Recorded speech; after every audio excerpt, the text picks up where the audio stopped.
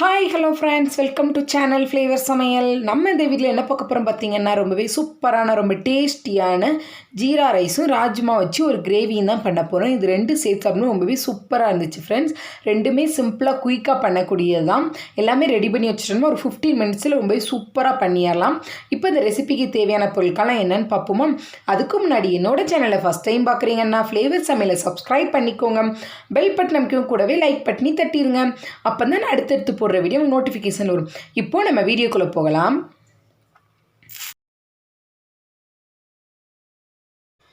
அதுக்கு ஃபஸ்ட்டு பார்த்திங்கன்னா ராஜ்மா கிரேவிக்கு ஃபஸ்ட்டு நம்ம ராஜ்மாவை வேக வச்சு எடுத்துக்கிடுவோம். நான் பார்த்திங்கன்னா ராஜ்மாவை நல்லா 8 மணி நேரம் நல்லா தண்ணியில் ஊற வச்சுருக்கேன். நல்லா நைட் ஃபுல்லாகவே சோக் பண்ணி வச்சுருக்கேன். நம்ம நல்லா ஊற வச்சா தான் நம்ம குக்கரில் வச்சு வேக வைக்க கரெக்டாக இருக்கும். அதனால் கரெக்டாக ஒரு 8 மணி நேரம் போக்கிட்ட ஊற வச்சுக்கோங்க. அப்படி இல்லாட்டினா நைட் ஓவர் நைட்டு நல்லா ஊற வச்சிங்கன்னா சூப்பராக ரெடி ஆயிரும். பார்த்திங்கன்னா ஊறின ராஜ்மாவை நம்ம 2 டைம் நல்லா தண்ணியில் வாஷ் பண்ணிட்டு நல்ல தண்ணி ஊற வச்சுருக்கேன். அதே தண்ணி ஊற்றிட்டு இந்த ராஜ்மாவுக்கு தேவையான அளவு உப்பு போட்டு குக்கரில் மூடி வச்சு ஒரு 8லேருந்து ஒரு 10 விசில் வேக வச்சு எடுத்துக்கிடுவோம். இப்போ இதுக்கு தேவையான அளவு உப்பு போட்டுக்கலாம். இது குறைஞ்சது 8 விசில்னாலும் வச்சிங்கன்னா தான் ராஜ்மா நல்லா சாஃப்டாக சூப்பராக வெந்து வரும். ஏன்னா இது கொஞ்சம் பெரிய பீன்ஸுங்கனால ஒரு 8 விசில் வச்சுக்கோங்க. இப்போ ஒரு 8 விசில் வந்ததுக்கப்புறம் பார்க்கலாம்.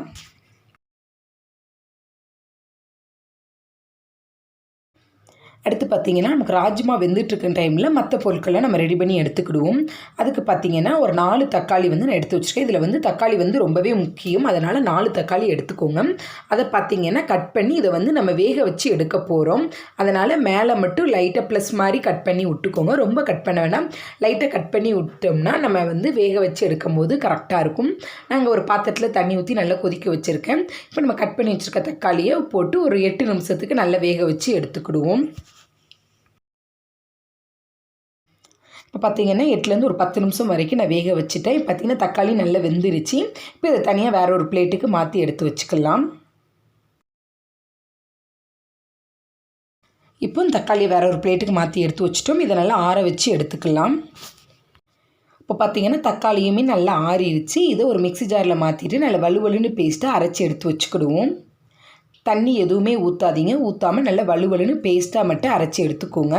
ஏன்னா நம்ம தக்காளியில் உள்ள தண்ணி அளவு ஜூஸே கரெக்டாக இருக்கும். அதனால் தண்ணி எதுவுமே ஊற்றாமல் நல்லா பேஸ்ட்டாக அரைச்சி எடுத்தாச்சு.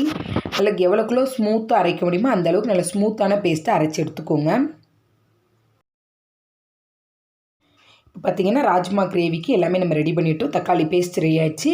ஒரு வெங்காயம் கட் பண்ணி வச்சுருக்கேன். 2 பச்சை மிளகாய் கட் பண்ணி வச்சுருக்கேன். அப்புறம் இஞ்சி பூண்டு பேஸ்ட்டு அரைச்சி எடுத்து வச்சாச்சு. இங்கே பார்த்திங்கன்னா ராஜ்மாவும் நல்லா சாஃப்டாக நல்லா எந்த அளவுக்கு சாஃப்டாகுமோ அந்த அளவுக்கு நல்லா சாஃப்டாக வேக வச்சது. இப்படி கையில் அமுக்கி பார்த்தாலே நல்லா நசுங்கிற அளவுக்கு இருந்துச்சுன்னா நல்லா சாஃப்டாக வெந்துட்டுன்னு அர்த்தம். இப்போ எல்லாமே ரெடி ஆகிட்டு நம்ம கிரேவி செய்ய ஸ்டார்ட் பண்ணிடலாம். அதுக்கு முன்னாடி பார்த்திங்கன்னா நம்ம ஜீரா ரைஸ்க்கு ஃபஸ்ட்டு அரிசியை வேக வச்சு எடுத்துக்கிடுவோம். அதுக்கு பார்த்திங்கன்னா நான் பாஸ்மதி ரைஸை ஒரு 1/2 அன் ஹவருக்கு ஊற வச்சு எடுத்திருக்கேன். 1 கிளாஸ் அளவுக்கு பாஸ்மதி ரைஸை ஊற வச்சுருந்தேன். இப்போ அதை வேறு ஒரு குக்கரில் மாற்றிக்கிடுவோம். மாற்றிட்டு நம்ம 1 கிளாஸ் அரிசி எடுத்துருக்கிறதுனால 1.5 கிளாஸ் அளவுக்கு தண்ணி ஊற்றிக்கிடுவோம். இதை நம்ம கிரேவி ரெடி பண்ணும்போது இது வெந்துட்டுருக்க டைம் எல்லாமே கரெக்டாக இருக்கும். அதனால் இதை ஃபஸ்ட்டு நம்ம வேக வச்சு எடுத்துக்கலாம். 1.5 கிளாஸ் அளவுக்கு தண்ணி ஊற்றிக்கோங்க.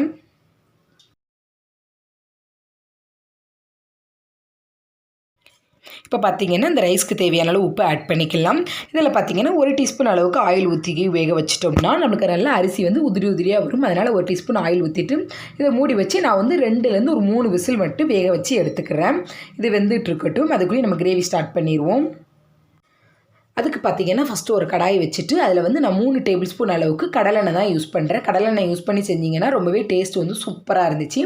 அதனால் 3 டேபிள் ஸ்பூன் அளவுக்கு கடலெண்ணெய் ஊற்றிக்கலாம். பார்த்திங்கன்னா ஆயில் நல்லா சூடாயிருச்சு. இதில் பார்த்திங்கன்னா நம்ம கட் பண்ணி வச்சுருக்க வெங்காயம் பச்சை மிளகாவை ஆட் பண்ணிக்கிடுவோம். நான் நல்லா ஒரு பெரிய சைஸ் வெங்காயங்கனால நல்லா குட்டி குட்டியாக கட் பண்ணி வச்சுருக்கேன். அதை நல்லா ஆட் பண்ணிக்கலாம். இதுக்கு வெங்காயம் ரொம்ப தேவையே கிடையாது. இது கொஞ்சம் நம்ம ஒரு டேஸ்ட்டுக்காண்டி தான் வெங்காயம் ஆட் பண்ணுறோம். இப்போ வெங்காயத்தை 1 நிமிஷம் நல்லா வதக்கி எடுத்துக்கணும். ரொம்ப வதங்குறதுல லைட்டாக வதங்கினாலே போதும். வெங்காயம் வதங்கினதுக்கப்புறம் பார்த்திங்கன்னா இதில் நம்ம அரைச்சி வச்சுருக்க இஞ்சி பூண்டு பேஸ்ட்டு ஆட் பண்ணிக்கிடுவோம். இஞ்சி பூண்டு பேஸ்ட்டு பார்த்திங்கன்னா நான் 1.5 ஸ்பூன் அளவுக்கு எடுத்து வச்சுருக்கேன். அதையும் ஆட் பண்ணி நல்லா பச்சை வாசனை போகிற அளவுக்கு நல்லா வதக்கி எடுத்துக்கிடுவோம். இப்போ பார்த்தீங்கன்னா இஞ்சி பூண்டு பேஸ்ட்டு பச்சை வாசனை நல்லா போகிற அளவுக்கு வதக்கியாச்சு. இதில் மசால் பொருட்கள் ஆட் பண்ணிக்கலாம். 1/4 டீஸ்பூன் அளவுக்கு மஞ்சள் தூள், 1 1/2 டீஸ்பூன் அளவுக்கு காஷ்மீரி மிளகாய் தூள் நான் ஆட் பண்ணியிருக்கேன். நல்ல கலர் கொடுக்கனால 1 ஸ்பூன் அளவுக்கு காஷ்மீரி மிளகாய் தூளும், அப்புறம் 2 ஸ்பூன் அளவுக்கு மல்லித்தூளும் ஆட் பண்ணியிருக்கேன். அப்புறம் ஒரு 1/2 ஸ்பூன் அளவுக்கு ஜீரகத்தூள் ஆட் பண்ணிக்கோங்க. இப்போ இதையும் ஒன்றா சேர்ந்து நல்லா மிக்ஸ் பண்ணி விட்டுக்கலாம். இப்போ நல்லா கலந்து விட்டதுக்கப்புறம் பார்த்தீங்கன்னா நம்ம அரைச்சி வச்சுருக்க தக்காளி பேஸ்ட்டை இதோடு ஆட் பண்ணிக்கிடுவோம்.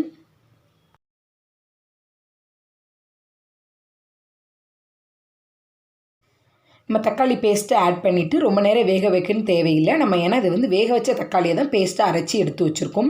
அதனால் ஒரு 2 நிமிஷம் மட்டும் நல்லா கொதிக்க விட்டு எடுத்துருவோம். இப்போ நல்லா கொதிச்சிட்ருக்கும் போது இந்த கிரேவிக்கு தேவையான உப்பு மட்டும் ஆட் பண்ணிக்கலாம்.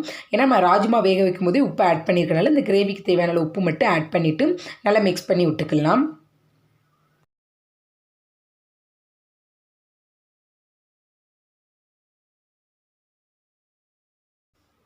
இப்போ பார்த்தீங்கன்னா இதை நல்லா கலந்து விட்டு ஒரு 2 நிமிஷத்துக்கு நல்லா கொதிக்க விட்டாச்சு. எண்ணெயும் லைட்டாக பிரிஞ்சு வந்துருச்சு.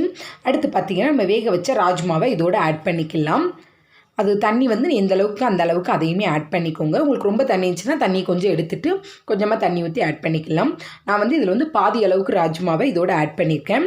இதில் பார்த்திங்கன்னா ஒரு 2லேருந்து ஒரு 3 டேபிள் ஸ்பூன் அளவுக்கு ராஜ்மாவை தனியாக ஒரு மிக்ஸி ஜாரில் போட்டு கொஞ்சம் பேஸ்ட்டாக அரைச்சி போட்டோம்னா கொஞ்சம் கிரேவி வந்து நல்லா ஒரு திக்னஸோடு கிடைக்கனால பேஸ்ட்டாக அரைச்சி எடுத்துங்க.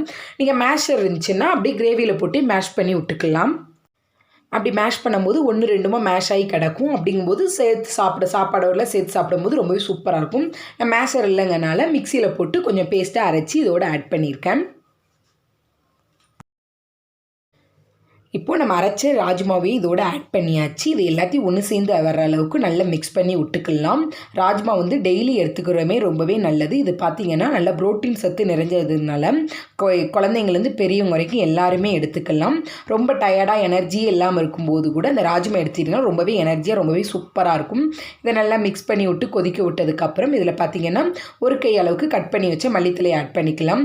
அடுத்து பார்த்திங்கன்னா நெய் அல்லது பட்டர் ஆட் பண்ணிக்கோங்க. நான் இன்றைக்கி வந்து 1 1/2 டீஸ்பூன் அளவுக்கு நெய் தான் ஆட் பண்ணுறேன். நீங்கள் பட்டர் இருந்தால் கூட ஆட் பண்ணிக்கோங்க. ரொம்பவே சூப்பராக இருக்கும். பார்த்திங்கன்னா கிரேவி பார்த்திங்கன்னா ரொம்பவே சூப்பராக க்ரீமியாக கிடச்சிருக்கு. இது வந்து சப்பாத்தி எல்லாத்துக்குமே ஒயிட் ரைஸோடு சூப்பராக இருக்கும். ஜீரா ரைஸோடு சேர்த்தாமல் ரொம்பவே சூப்பராக இருந்துச்சு. நம்மளுக்கு ஜீரா ரைஸ்க்கும் பார்த்திங்கன்னா நமக்கு சாதம் நல்ல உதிரியாக வந்து ரெடி ஆகிருச்சு. இந்த ஜீரா ரைஸ் பார்த்திங்கன்னா குயிக்காக ஒரு 2 மினிட்ஸில் ரெடி பண்ணிடலாம். அது எப்படி செய்யலாங்கிறத இப்போ பார்த்துருவோம். அதுக்கு ஒரு கடாய் வச்சு 2லேருந்து 3 டேபிள் ஸ்பூன் அளவுக்கு நெய் ஊற்றிக்கோங்க. இந்த ஜீரா ரைஸ் வந்து நெய்யில் பண்ணால் தான் டேஸ்ட்டு ரொம்பவே சூப்பராக இருக்கும். நான் அதனால் ஒரு 3 டேபிள் ஸ்பூன் அளவுக்கு நெய் ஊற்றிருக்கேன். அதில் பார்த்திங்கன்னா 1 1/2 டீஸ்பூன் அளவுக்கு சீரகம் தான் ஆட் பண்ண போகிறோம். வேறு எந்த ஒரு ஸ்பைசஸுமே ஆட் பண்ண போதில்லை. சீரகம் மட்டும்தான் இதில் ஆட் பண்ண போகிறோம். நான் அதனால் 1 1/2 டீஸ்பூன் அளவுக்கு சீரகம் வந்து ஆட் பண்ணியிருக்கேன். சீரகம் நல்லா பொரிஞ்சதுக்கப்புறம் பார்த்திங்கன்னா நம்ம வந்து வேக வச்சு ஆற வச்சு இருக்க ரைஸை இதோடு ஆட் பண்ணிக்கலாம். இப்போ பார்த்தீங்கன்னா ரைஸ் ஆட் பண்ணியாச்சு. அதுக்கப்புறம் பார்த்தீங்கன்னா நல்ல ஒரு கை அளவுக்கு கட் பண்ணி வச்சுருக்க மல்லித்தலையும் ஆட் பண்ணிக்கிடுவோம். மல்லித்தலையும் ஆட் பண்ணும்போது ஃப்ளேவர் ரொம்பவே சூப்பராக இருக்கும். இப்போ இது எல்லாத்தையும் ஒன்று சேர்ந்து நல்லா கலந்து விட்டுக்கிடுவோம். நல்லா மிக்ஸ் பண்ணி விட்டு கலந்து விட்டு எடுத்தோம்னா நமக்கு ரொம்பவே சூப்பரான ஜீரா ரைஸ் ரெடி ஆயிடுச்சு. நம்ம வந்து சாதம் வேக வைக்கும் போது உப்பு போட்டுக்கிறனால இப்போ போட தேவையில்லை. நீங்கள் சாதம் வேகம் வந்து உப்பு போடாமல் வேக வச்சுக்கணும். இப்போ உப்பு போட்டு நல்லா கிளறி விட்டு இறக்கிட்டிங்கன்னா சூப்பரான ரொம்பவே டேஸ்ட்டான குயிக்கான லஞ்ச் பாக்ஸ் ரெசிபின்னு கூட சொல்லலாம் ஜீரா ரைஸ் வந்து. இப்போ பார்த்தீங்கன்னா நம்ம எல்லாமே ரெடி பண்ணி வச்சு குயிக்காக ஒரு 15லேருந்து ஒரு 20 மினிட்ஸ்க்குள்ளே ராஜ்மா கிரேவி பண்ணியாச்சு. அப்புறம் பார்த்தீங்கன்னா ஜீரா ரைஸும் பண்ணியாச்சு. நம்மளுக்கு வந்து நிறைய விசில்ஸ் பாத்திரமும் நம்மளுக்கு யூஸ் பண்ணவே தேவையில்லை. குயிக்காக 2 பாத்திரத்தில் குயிக்காக பண்ணி முடிச்சிட்டோம். இது 2 சேர்த்து சாப்பிடும் ரொம்பவே சூப்பராக இருந்துச்சு ஃப்ரெண்ட்ஸ். கண்டிப்பாக ட்ரை பண்ணுங்கள். ஜீரா ரைஸோடு சேர்த்து சாப்பிட நல்லா இருந்துச்சு. அடுத்து பார்த்தீங்கன்னா ஒயிட் ரைஸோடு சேர்த்து சாப்பிடவும் ரொம்பவே சூப்பராக இருந்துச்சு. சப்பாத்தி தோசை என்ன இதுனாலும் சரி ரொம்பவே சூப்பராக நல்ல க்ரீமியான டெக்ஸ்டரோடு இருந்துச்சு. கண்டிப்பாக நீங்கள் எல்லாருமே இந்த ரெசிபியை செஞ்சு பார்த்து சாப்பிட்டுட்டு எப்படி இருக்குன்னு எனக்கு கமெண்ட் பண்ணுங்கள். இந்த வீடியோ உங்களுக்கு ரொம்ப பிடிச்சிருந்துச்சுன்னா உங்கள் ஃப்ரெண்ட்ஸ் அண்ட் ஃபேமிலியோட ஷேர் பண்ணிக்கோங்க. மறக்காமல் ஃப்ளேவர் சமையலை சப்ஸ்கிரைப் பண்ணிக்கோங்க. Thank you friends. இந்த வீடியோவை கடைசி வரை பார்த்ததுக்கு ரொம்ப நன்றி. மீண்டும் ஒரு வீடியோவில் சந்திப்போம்.